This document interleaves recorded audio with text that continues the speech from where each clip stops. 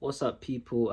I just wanted to read. I was reading Haggai yesterday, and me and my girlfriend were actually just talking about how we see in Haggai how they are meant to rebuild the temple.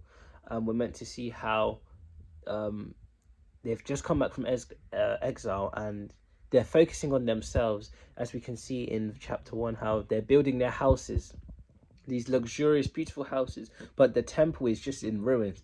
It's just in ruins, and that can be us as well. We can focus on these things of the world, but we forget about Jesus. We forget the one that created us with a plan, a vision, the one that created us to do so much with Him by our side. But we say, "No, God, we'll go to church in 20 years' time. We'll read our Bible in 10 years' time. When I'm older, I'll come to you, Lord." And we that's so dangerous, and we just forget about God and Jesus in so much of our lives. But when you put Him in the core of your life, you cannot fail. You cannot fail at all.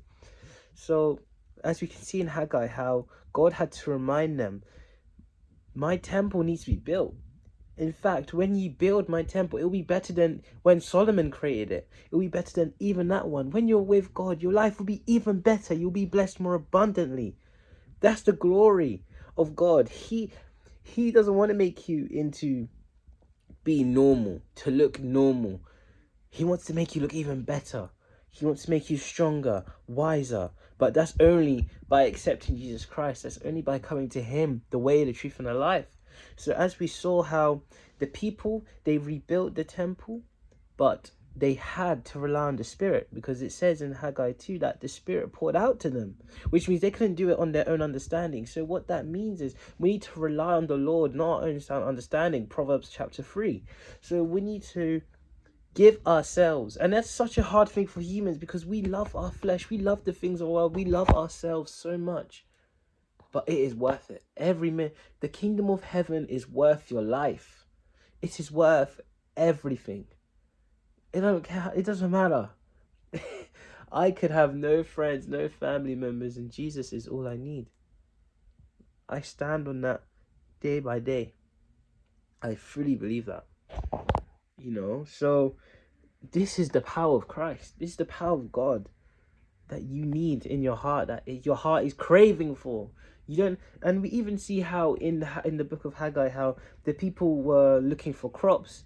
They wanted 20 crops, but they only get 10. The wine press, if they wanted 20 gallons, they would only get 10 gallons. So we see how life without God, you are wanting to have more. You're trying to get satisfaction out of things that don't satisfy you enough. That's why the addictions, the weed, the drugs, the alcohol, it's never enough. You always want more of it. And God wasn't blessing them with that, because you weren't blessing the temple. They weren't building a temple. God says, come back to me. Come back to your refuge. Come back to your home. I freed you from Egypt. I am the God of Israel. Put respect on my name. Give me your worship. Give me your hearts. Is your heart to God? Is your heart devoted to Him? Or is it devoted to yourself? Or is it devoted to this world? Haggai is such an amazing small book, but so much could be taken out of it. And that's some of our lives today, even my own. So what we've learned today, read Haggai. It's only 2 chapters, nice book. But Haggai shows us how we can focus on ourselves more than God. It shows us how powerful God is. It shows us how God will bless us abundantly when we come for Him. We come to Him for that. Rely on God. Come to Him. Put Him first, not yourself. I hope this video made sense, and God bless you all.